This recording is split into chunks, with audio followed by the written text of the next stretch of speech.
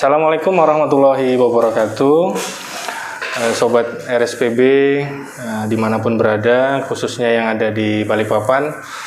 Kali ini saya hadir kembali di podcast RSPB, tentu saja dengan narasumber kita. Sesuai dengan tajuk yang selama ini sudah kita podcastkan selama ini, yaitu Meet the Expert. Nah, kali ini di studio podcast RSPB kita kedatangan tamu yang cukup istimewa ya, karena beliau ini cukup lama untuk kita bisa undang ke sini karena super sibuk sekali. Di depan saya telah hadir Dr. Khairuddin, spesialis bedah saraf. Kebetulan beliau ini selain sebagai bedah umum, maaf dok, spesialis bedah umum. Jadi kebetulan beliau ini juga sebagai direktur di Rumah Sakit Pertamina Balikpapan. Ya, dengan saya host Dr. Tian. Tidak lupa juga mengingatkan kembali kepada masyarakat umum dimanapun berada, khususnya di Balikpapan. Selama pandemi kita tetap harus disiplin terhadap protokol kesehatan, yaitu 3M, rajin mencuci tangan, kemudian memakai masker, dan tentunya selalu menjaga jarak. Ya, ada tambahan 2 lagi, ya, menghindari kerumunan dan membatasi mobilitas. Baik, Dokter Hai, gimana dok kabarnya dok hari ini? Alhamdulillah. Baik ya dok ya. Alhamdulillah. Dok, biasanya kita ini podcast kan seringnya membahas perihal penyakit nih dok. Cuman sebentar lagi, kalau tidak salah tanggal 4 April, ya, RSPB selalu memperingati setiap tahunnya hari ulang tahunnya dok. Ya. Nah, tapi kurang lebih 1 tahun terakhir kita diterpa di dunia ini dengan pandemi COVID. Ya, tentunya seperti tahun-tahun sebelumnya yang kita selalu merayakan dengan kegiatan-kegiatan di RSPB yang tentunya tidak secara online tetapi dengan tatap muka, dengan berbagai kegiatan. Kali ini dari mulai tahun lalu sudah kita tidak lakukan karena kita berusaha menjaga agar pandemi ini cepat selesai. Nah, tetapi mungkin sobat RSPB yang ada di luar juga perlu tahu dok, behind the story sebenarnya. Kan orang di luar itu taunya RSPB sudah siap dengan pandemi COVID. Tetapi kan sebenarnya mungkin mereka juga perlu tahu sebenarnya kita tuh punya kesulitan yang pasti kan dok. Ya, bagaimana menyiapkan infrastruktur, bagaimana menyiapkan sumber daya manusianya sendiri, tenaga kesehatannya.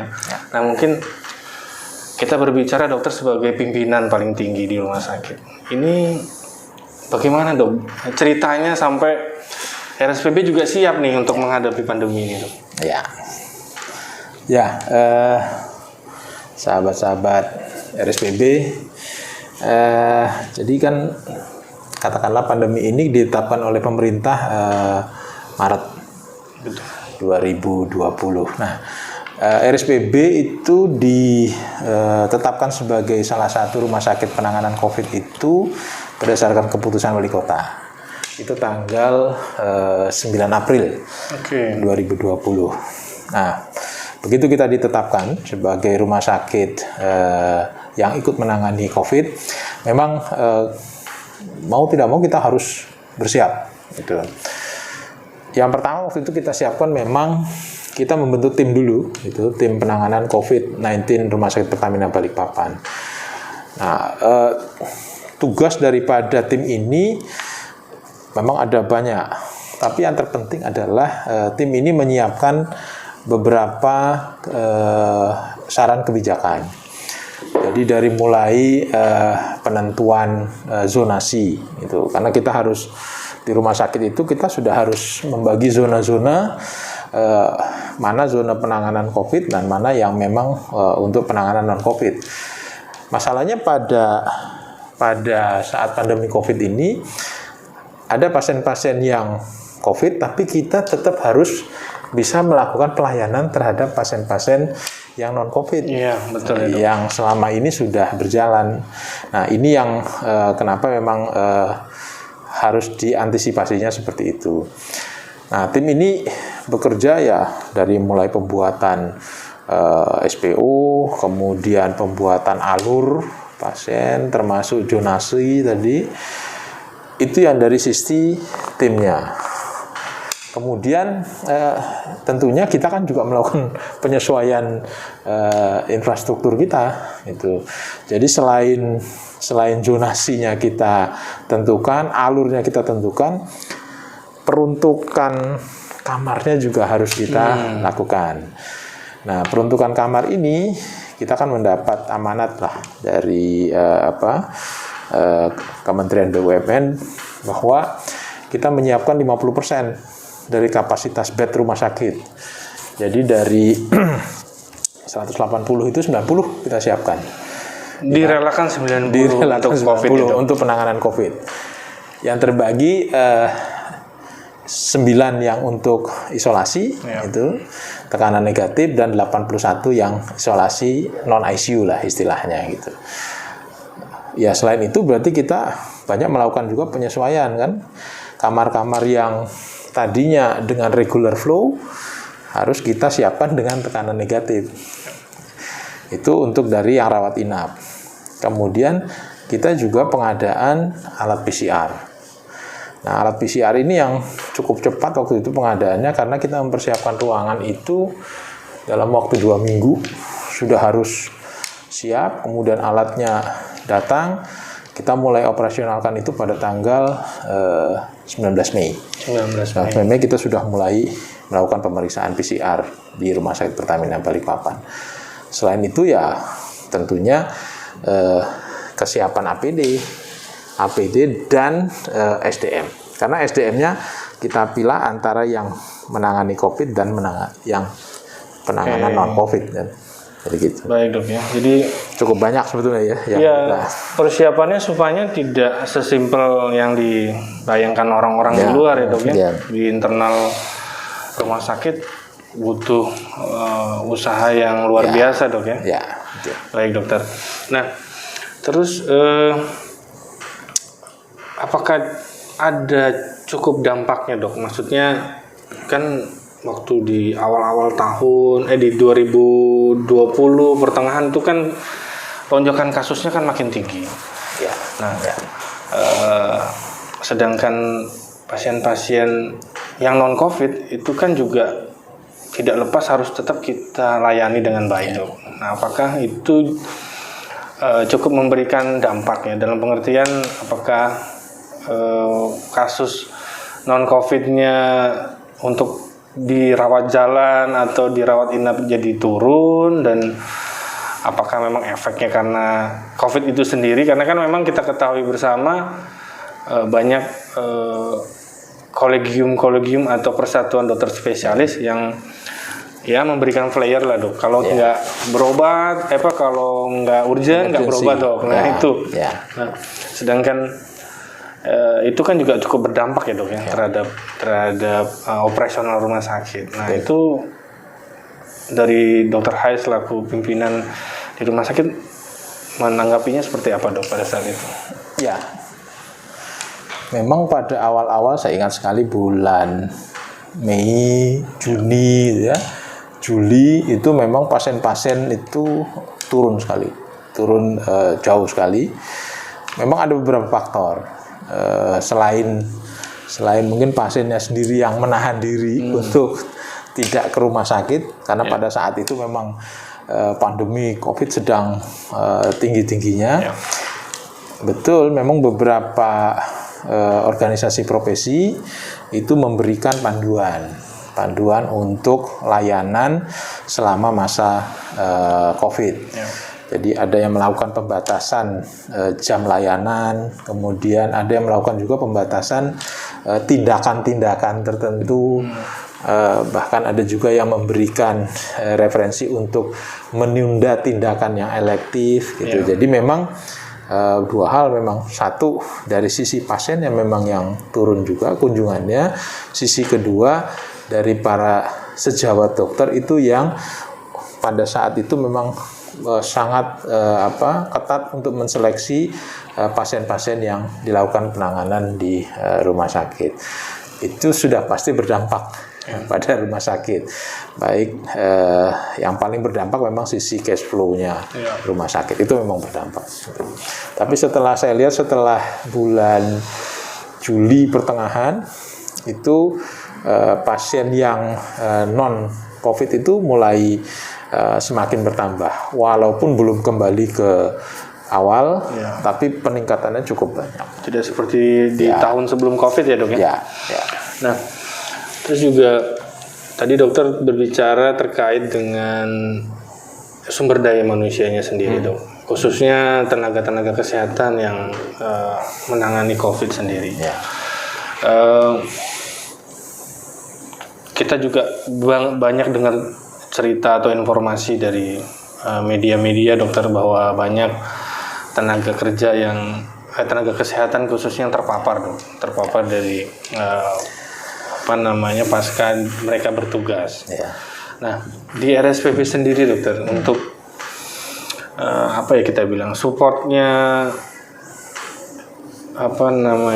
rumah sakit sendiri terhadap pekerja-pekerja yang mungkin tidak hanya tenaga kesehatan ya dok ya yang di support untuk tetap fit bekerja walaupun dalam kondisi itu apa dok strateginya dok? Jadi memang kalau nakes ini kan memang secara teori paparannya terhadap pasien-pasien yang mungkin COVID ini kan tinggi. Kita memang viral load-nya pasti akan tinggi gitu. Jadi ada beberapa strategi memang yang dilakukan. Yang pertama, ya kita berupaya untuk supaya daya tahannya tenaga kesehatan ini bagus gitu. Jadi kita berikan asupan gizinya, kita berikan susu, vitamin itu sampai sekarang juga masih kita berikan. Jadi sejak awal pandemi sampai sekarang masih berlangsung. Kemudian, kita juga melakukan semacam pemeriksaan berkala. Gitu. Jadi untuk tenaga kesehatan ini secara berkala kita lakukan swab. Gitu. Apalagi tenaga kesehatan yang terlibat langsung dalam melakukan penanganan pasien-pasien COVID. Ini secara berkala memang kita lakukan pemeriksaan swab. Kemudian untuk yang saat pandemi ini memang izin keluar kota itu sangat kita perketat. Dibatasi ya, sangat-sangat selektif. Kecuali yang emergensi itu memang kita izinkan, tetapi pada saat pulang itu ada prosedur lagi gitu. Jadi prosedur dia harus isolasi mandiri, kemudian dilakukan swab dulu gitu. Bila negatif baru boleh kembali bekerja. Nah, kemudian yang lainnya memang kita juga mengingatkan juga kepada nakes bahwa nakes itu tidak lepas dari bagian dari masyarakat. Jadi ya bagaimana perilaku dia di dalam rumah sakit itu harus juga dibawa ke luar rumah sakit. Jadi yang tadi disebutkan Dr. Tian tadi 5M-nya itu jangan hanya di dalam rumah sakit saja, tapi di masyarakat ya. Jadi di masyarakat karena betul nakes yang terkonfirmasi kan banyak sekali. Iya dong. Termasuk di RSPB juga cukup banyak. Di RSPB juga ada, pasti ada. Nah, tapi kan selama ini juga menjadi isu nasional. Tidak ada semacam data detail gitu. Bagaimana sebetulnya nakes ini terpaparnya. Itu aja dia ada dua hal sebetulnya yang secara nasional itu menjadi isu nakes ini. Satu, bagaimana dia terpapar, ya. Yang kedua, bagaimana penanganannya pada saat dia sudah terpapar. Jadi ini dua ini yang sebetulnya saat ini sekarang menjadi isu nasional. Karena bahkan ada wacana keselamatan nakes ini menjadi prioritas nasional harusnya. Data kan banyak kita, yang terpapar banyak, yang meninggal yang gugur juga banyak gitu. Nah, ini harusnya ada data secara detail bagaimana sebetulnya dia bisa terpapar, dan kedua bagaimana penanganan dia setelah dia terpapar. Nah, itu sekarang isunya dua itu sebetulnya. Oke, dok. Nah, kemudian kita berbicara untuk tahun ini dok. Jadi sebentar lagi, tepatnya tanggal 4 April, ya, RSPB memperingati hari ulang tahunnya dok yang ke 34 tahun. Ya, dok. Untuk usia segitu kan ibaratnya dewasa itu. Iya dok, dewasa yang ibaratnya kalau dia bekerja itu calon pemimpin lah dok ibaratnya gitu. Harapannya gitu dok, harapannya bahwa harusnya udah mateng lah. Nah, harapannya bahwa RSPB bakal menjadi leader dalam hal pelayanan kesehatan, khususnya di Balikpapan dok ya. Harapannya sih ke Kalimantan Timur lah dok. Nah, kalau beberapa tahun yang lalu kan, kalau tidak salah 2019 ya dok ya, 2019 kita membuat ya ada beberapa selebrasi lah, dan kemudian kita juga ada semacam layanan unggulan seperti itu. Nah, untuk kali ini dokter, kira-kira bagi pekerja nih, kita kan ya mungkin walaupun pandemi kita dalam situasi prihatin dok, tetapi kan semangat pekerja juga harus kita tetap jaga ya dok ya. Nah, ada nggak sih dok acara di tahun ini? Apakah di tahun lalu kan kita sudah tidak ada acara tuh dok? Apakah sekarang dari manajemen untuk ya biar teman-teman ini imunnya naik nih dok, kira-kira apa dok ini acara yang akan digelar nih dok, atau yang mungkin yang sudah digelar nih dok di bulan April nanti dok? Ya, emang ada beberapa acara yang kita lakukan atau ya dalam rangka memperingati HUT RSPB yang ke-34 ini. Walaupun semacam lomba-lomba ini kita lakukan lebih banyak sebetulnya secara online. Jadi tidak dengan mengumpulkan massa banyak gitu. Jadi yang kita lakukan kemarin kan kita ada lomba membuat logo, kemudian ada lomba TikTok. Kemudian membuat video juga, video promosi. Ada lomba, saya dengar ada lomba memasak. Wah, luar biasa. Ada lomba memasak. Kemudian nanti ada lomba yang 5R antar unit itu, lomba 5R antar unit. Saya kira yang kita drop memang tahun ini lomba olahraga. Biasanya kita setiap tahun itu ada. Selalu ada dok ya? Selalu ada cabang olahraga yang kita lombakan. Nah, untuk tahun ini kayaknya lomba olahraga itu kita drop. Jadi kita lebih banyak ke lomba yang tadi, dan tentunya ada syukuran dengan ya undangan yang sangat terbatas ya, tapi tetap dihadiri oleh semua pekerja by Zoom nanti. Tetap ibaratnya merayakan dengan protokol ya dok. Ya. Karena pandemi rupanya belum berakhir ini. Iya betul dokter. Ya. Nah, kemudian terkait gini dok, terkait di 2021. Ya. Kan ya pandemi ini kan tidak menyurutkan RSPB untuk mengeluarkan layanan unggulan selanjutnya dokter. Ya walaupun di 2020 kita terfokus terhadap penanganan COVID ya dok. Nah tapi di 2021 nih apa dok kira-kira dok yang seperti yang 2019 kan kalau nggak salah ada buka layanan pusat kedokteran kerja, kemudian pusat jantung, terus ada diabetes ya dok ya. Nah untuk tahun ini mungkin ada yang lebih spesial dok, mungkin dibocorkan sedikit dok buat teman-teman sahabat RSPB dimanapun berada dokter. Sedikit aja bocoran. Sedikit aja dok, karena kalau banyak nanti bisa dicontoh dok.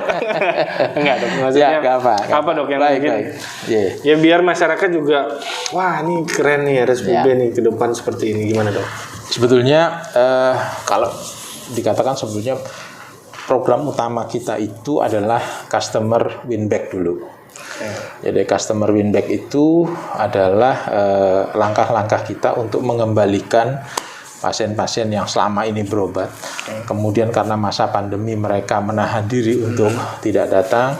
Nah itu kita ya dengan beberapa cara untuk mengembalikan mereka datang. Tentunya kalau mengembalikan mereka datang kan kita harus memberikan jaminan dong. Iya, harus Gitu, aman ya dok ya. bahwa Intinya harus aman. kita adalah safe hospital gitu. Makanya itu dulu yang pertama. Jadi kita melakukan semacam informasi ya, promosi. Tentunya informasi dan promosi ini yang sudah kita lakukan di rumah sakit, seperti misalkan tadi yang sebagian sudah saya sampaikan tentang alur, tentang screening petugas. Ini screening petugas ini bukan hanya buat petugas ya, tapi kan buat pasien juga sebetulnya. Kemudian desinfektan secara berkala semua unit kita lakukan. Nah itu juga salah satu kita untuk menginformasikan bahwa kita sudah mengamankan pasien-pasien yang non-COVID. Alur tetap, jadi alur COVID dan non-COVID kita bedakan. Itu dulu yang sebetulnya program utama kita. Jadi customer win back itu dulu yang pertama kita lakukan. Yang kedua, kemudian tentunya rumah sakit tidak bisa stuck aja dengan pandemi ini, tetap harus melakukan inovasi. Nah, karena saya yakin cepat atau lambat pandemi ini kan akan berakhir. Betul. Cepat atau lambat pasti akan berakhir, sehingga kita tetap harus mempersiapkan layanan-layanan pasca COVID. Nah, ini bocoran sedikit. Dikit dong. Jadi sebetulnya banyak. Jadi sebetulnya banyak layanan-layanan sedang kita kembangkan ya. Bentuknya sudah ada, tapi akan saya launching pelan-pelan. Jadi, tapi yang dalam waktu dekat ini yang kita lakukan launching adalah ada klinik obesity. Ada klinik obesity. Dengan ini menyangkut beberapa disiplin ilmu sebetulnya yang kita siapkan. Kemudian ada lagi, ini juga penting juga ini. Namanya layanan untuk pria ini, male clinic kita nyebutnya. Lihat gini. Nah ini juga kami ada alat baru soalnya memang. Ada alat baru yang sudah ada sekarang dan ini akan kami kemas dalam satu layanan di klinik namanya male clinic. Ini untuk khusus pria memang. Khusus pria. untuk apa? Mungkin dibocorkan sedikit dok. Ya. Ini untuk kasus apa dok? Ini untuk vitalitas. Vitalitas. Baik misalkan karena kasus-kasus yang komplikasi ya, pasien-pasien DM itu kan banyak yang sampai mengganggu fungsi pria, dan kita sudah punya alatnya untuk terapinya. Jadi ini bocoran dulu ya. Iya, bocoran dulu. Satu klinik obesitas, dan satu lagi ini klinik namanya klinik long COVID ya. Klinik long COVID ini adalah klinik yang khusus penanganan untuk pasien-pasien pasca COVID yang masih bergejala walaupun dia sudah dinyatakan negatif, dan kasusnya banyak. Jadi kasusnya banyak, betul. Nah, pintu masuknya tetap di Poliparu, dan nanti dari Poliparu ini sebagai salah satu layanan adalah layanan long COVID. Nanti dia akan mendistribusikan tergantung gejala sisa yang ada. Karena gejala sisa yang ada ini bisa menyangkut neurologi, bisa menyangkut penyakit dalam, jantung. Nah, ini nanti akan kita tangani secara komprehensif. Karena ternyata kasusnya banyak dan perlu waktu lama untuk betul-betul gejala sisa ini akhirnya hilang. Nah, itu kan harus diberikan pengobatan secara teratur, betul-betul dikawal, dan diberikan motivasi bahwa ini akan hilang gitu. Nah, itu yang perlu. Nah, itu yang bocorannya 3 dulu ya. 3 dulu dok. Iya. Sebetulnya ada lagi beberapa yang lain, tapi ini masih saya matangkan dulu rencananya. Karena yang sudah pasti berjalan di tahun itu yang dokter sampaikan tadi. Dok. Yang lain juga berjalan di tahun ini. Kita matangkan dulu. Siap dok. Nah, memang kasus-kasus obesitas makin tinggi ya dok ya. Khususnya di Balikpapan, kasus-kasus yang terkait dengan masalah pria juga makin tinggi. COVID ini juga bikin obesitas karena banyak yang isolasi mandiri, ya kan? Suruh makan, Vitaminnya banyak dok ya. diberikan vitamin banyak, Siap. suruh makan apa aja. Apa aja. Ini banyak juga yang akhirnya COVID-nya hilang, berat badannya nambah. Iya dok, ya memang itu sering Ya, kita temuin juga dok. Kebetulan ada pasien-pasien kami yang di emergency kita tangani karena COVID, sembuh syukurnya, terus bercerita banyak memang. Salah satunya ada peningkatan berat badan. Iya. Nah itu yang kadang-kadang susah direm dok. Ya. Nah termasuk juga pasien-pasien post COVID yang bergejala yang cukup panjang, bahkan di IGD itu ada yang sudah 2 bulan masih terjadi ibaratnya gejala sisanya dok dari itu. Ya. Ya, baik, cukup menarik juga. Nah jadi buat sahabat-sahabat RSPB mungkin ke depan di tahun ini kita punya layanan unggulan yang disampaikan Direktur kami, Dr. Hai. Semoga informasi yang Dr. Hai sampaikan ya menjadi solusi dok ya. Ya. Buat warga Balikpapan mau kemana nih sekarang? Nah kita ada gitu ya dok ya. Nah dok ini ada ya semacam pertanyaan nih dok dari apa kita bahas ya, netizen ya dok ya. Dokter kan spesialis nih, ya, bedah umum ya. ya. Salah satu lah yang kita bilang terkenal di Balikpapan. Pasien udah banyak dok. Kenapa masih susah-susah mau jadi pimpin rumah sakit sih dok? Ini pertanyaannya cukup menggigit sih dok. Ditanya sama netizen di luar nih kan, wah dokternya jadi direktur ya sekarang kan banyak dok ya. Kebetulan teman-teman di luar nanya gitu. Kok masih mau repot gitu dok? Ibaratnya gitu. Apa sih dok yang bikin terpanggil nih? Apalagi kan dokter memimpin rumah sakit pada saat pandemi dok ya. Betul, jadi direktur. Betul. Bebannya luar biasa gitu. Gimana dok? Ya, sebetulnya kalau dipikir berat mana jadi dokter spesialis bedah apa jadi direktur, itu ternyata memang jadi direktur lebih berat. Jadi kalau saya boleh cerita, kalau kita spesialis bedah, betul-betul yang kita orientasi kita adalah pasien, ya kan? Saya biasa nangani misalkan dari IGD atau poli bedah, kamar operasi, rawat inap, pulang, gitu. Dan fokus kita betul-betul hanya di situ saja. Gitu. Nah, kita tidak memikir tentang logistik, tentang SDM, tentang keuangan dan segala macam. Dan ternyata setelah saya naik menjadi manajemen, saya berpikir lebih tenang ya, nggak berpikir banyak tentang pasien, tentang segala macam. Ternyata yang dipikirkan jauh lebih banyak. Lebih tenang karena mikir yang lebih banyak dok ya. Ternyata lebih banyak. Kita ketahui kan, misalkan karyawan kita kan sekarang rata-rata mungkin di atas 1.000, ya 1.200-an lah pasien itu. Dan itu yang betul-betul harus kita pikirkan. Nah, kemudian 2 hal yang untuk rumah sakit itu, bagaimana rumah sakit itu bisa sustain ya, dan bagus lagi bisa growth, dia bisa berkembang. Saya diangkat waktu itu pada saat pandemi COVID gitu. Jadi betul-betul ya tantangan memang. Nah, kalau dibilang apa sih yang mendorong saya untuk akhirnya mau gitu sebagai manajemen. Yang pertama memang ya karena saya memang orang Balikpapan gitu, orang Balikpapan. Saya merasa juga mempunyai tanggung jawab lah ya untuk ikut memikirkan tentang kota Balikpapan. Kalau saya ingin ikut berkontribusi, maka ya sebagai manajemen rumah sakit itu saya kira sebagai tempat yang bisa saya untuk berkontribusi di bidang kesehatan, khususnya untuk warga Balikpapan gitu.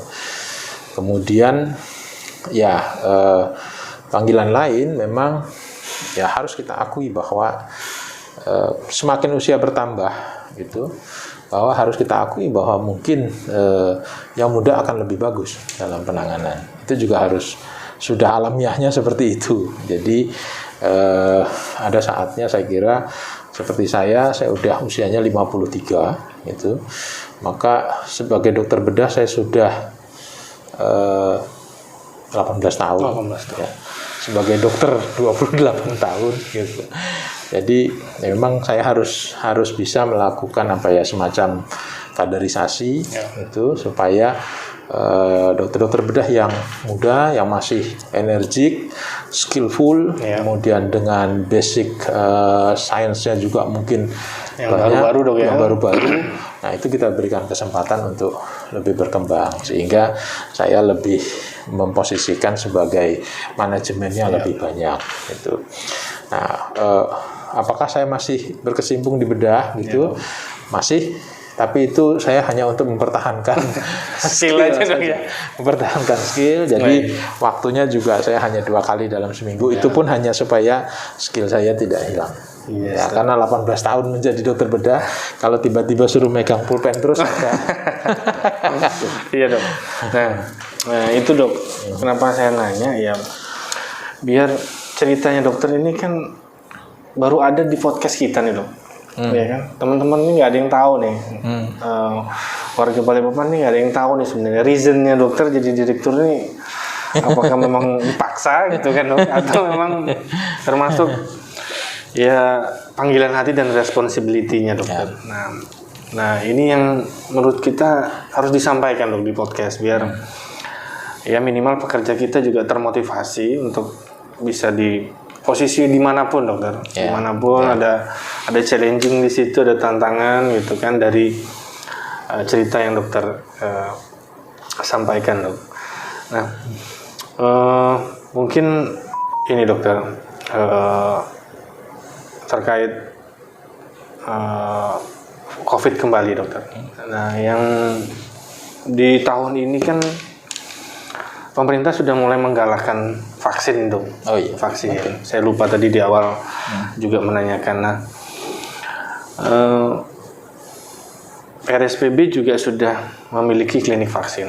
Yeah. Sebelum ada COVID pun kita sudah memiliki. Nah, cuman sekarang mungkin lebih masif ya dok ya. Nah, tapi masih banyak juga pertanyaan di luar. Kan saat ini kan belum semuanya dok divaksin.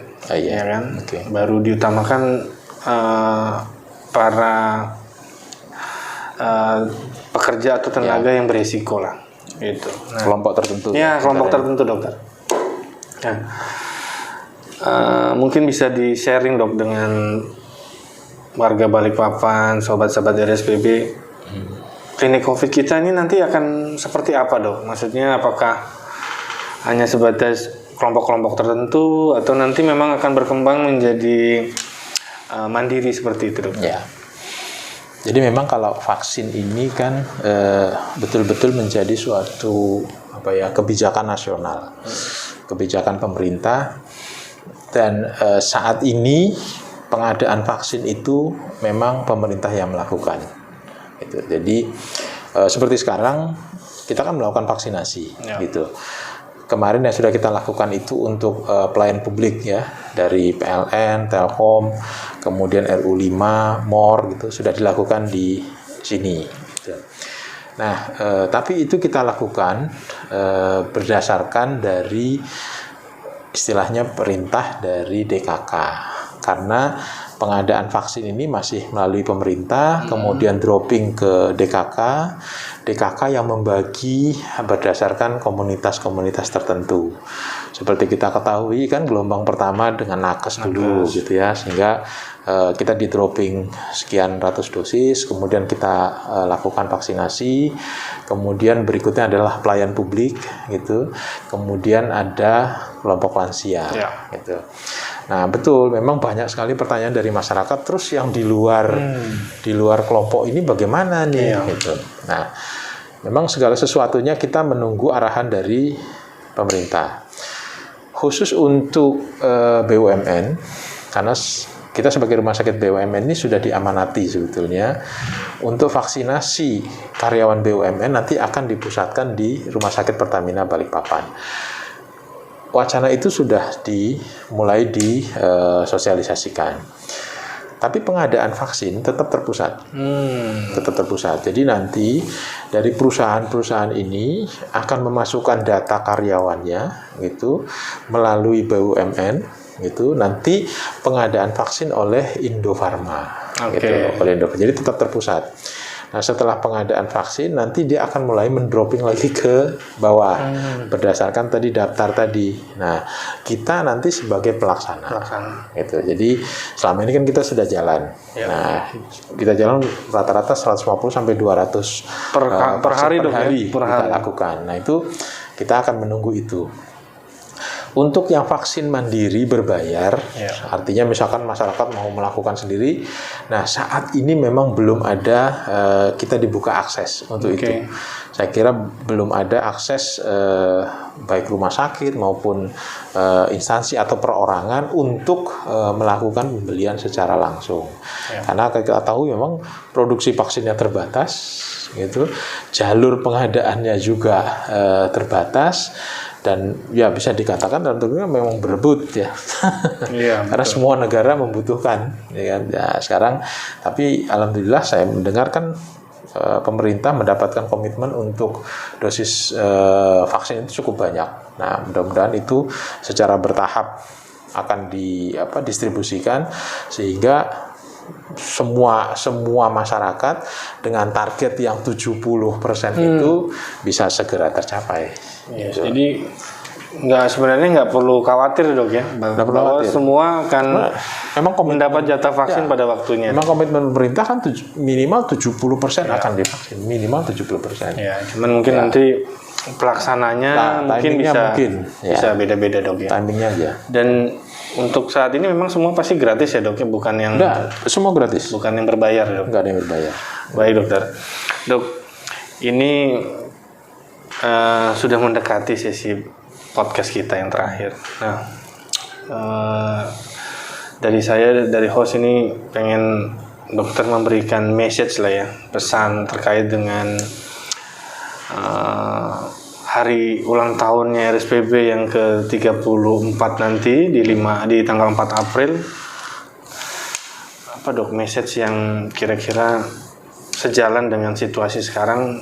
Yang pertama message ke pekerja kita dokter, pekerja kita. Nah yang kedua message ke masyarakat di luar sana khususnya warga Balikpapan, supaya tetap yakin, tetap percaya kita bisa memberikan pelayanan selama pandemi dan tetap bisa melayani walaupun situasinya mungkin cukup butuh protokol yang mungkin tidak sederhana gitu dok. Nah mungkin bisa disampaikan dok di podcast kita kali ini dok. Ya, jadi yang pertama untuk pekerja, ya tetap kita sekarang punya budaya akhlak ya. Nah, saya berharap betul budaya akhlak ini menjadi betul-betul nilai-nilai yang diimplementasikan hari-hari itu. Nah, saya yakin kalau budaya akhlak ini yang sudah kita sosialisasikan secara setiap hari kita sosialisasikan, kita hubungkan dengan COVID ini, itu saya yakin RSPB akan mempunyai kontribusi yang besar untuk akhirnya juga sama-sama mengakhiri pandemi ini. Itu kita selama ini sudah berjalan memang 3T-nya itu. Nah, itu akan tetap kita konsisten kita jalankan gitu. Tentunya sesuai dengan kebijakan-kebijakan yang sudah dibuat selama ini, dan saya yakin pandemi ini akan cepat atau lambat itu tergantung kita. Gitu. Kalau kita patuh dengan apa yang sudah disampaikan oleh pemerintah, saya yakin pandemi ini akan cepat berakhir. Jadi semuanya tergantung kita. Nah, tenaga kesehatan, baik dia sebagai karyawan rumah sakit dan juga anggota masyarakat, itu dia mempunyai kontribusi yang besar sebetulnya. Jadi saya sangat-sangat berharap, satu, tetap semangat. Itu yang kedua, dia juga menjadi agentnya untuk gerakan prokes ini. Ya, dia sebagai contoh sebetulnya di masyarakat bahwa dia menjalankan prokes dengan baik. Nah, itu sebagai contoh buat masyarakat sehingga kita akan sama-sama mencapai pandemi ini akan berakhir. Nah, untuk masyarakat saya sangat-sangat juga berharap pandemi ini kan nggak bisa dihadapi sendiri-sendiri. Jadi pandemi ini memang masalah bersama kita gitu, masalah bersama. Kalau kita sadar bahwa kalau kita melakukan prokes itu bukan hanya melindungi kita, tapi juga melindungi orang-orang di sekitar kita, sehingga tidak ada bargain lagi tentang masker lah, tentang cuci tangan lah, tentang jaga jarak, tambah lagi 2M tadi, itu akan mempercepat selesainya pandemi ini. Ditambah lagi, ya, mari kita sukseskan vaksinasi. Itu yang paling penting, karena prokes itu menurut saya adalah dan jadi prokes dan vaksinasi ini kalau kita berjalan bersamaan, nah cita-cita kita bahwa pandemi ini berakhir itu akan lebih cepat tercapai. Gitu. Jadi saran saya itu aja, mari sukseskan sama-sama vaksin. Kita juga berharap pemerintah akan cepat juga pengadaan vaksinnya dan bisa dilakukan vaksinasi secara massal, secara masif gitu, sehingga herd immunity-nya cepat tercapai, pandemi cepat berakhir, kehidupan kita bisa kembali ke normal lagi. Betul. Mungkin itu. Baik dokter, kita sudah di penghujung podcast kita. Terima kasih dok sudah bisa datang di studio kita, bisa menyempatkan waktu di tengah kesibukannya. Siap. Sekali lagi selamat ulang tahun dok buat RSPB yang ke-34 nanti di tanggal 4 April. Semoga dokter bisa terus sehat, sama jajaran manajemen tetap bisa memimpin rumah sakit Pertamina Balikpapan ke arah yang lebih baik. Siap. Ya, bagi sobat RSPB dimanapun Anda berada, podcast ini akan tayang di kanal YouTube-nya RSPB. Jangan lupa ditonton. Yang pertama, pesan dari tim kreatif, jangan lupa subscribe, jangan lupa like dan share atau komen. Mungkin sekian podcast RSPB. Wassalamualaikum warahmatullahi wabarakatuh. Waalaikumsalam warahmatullahi wabarakatuh.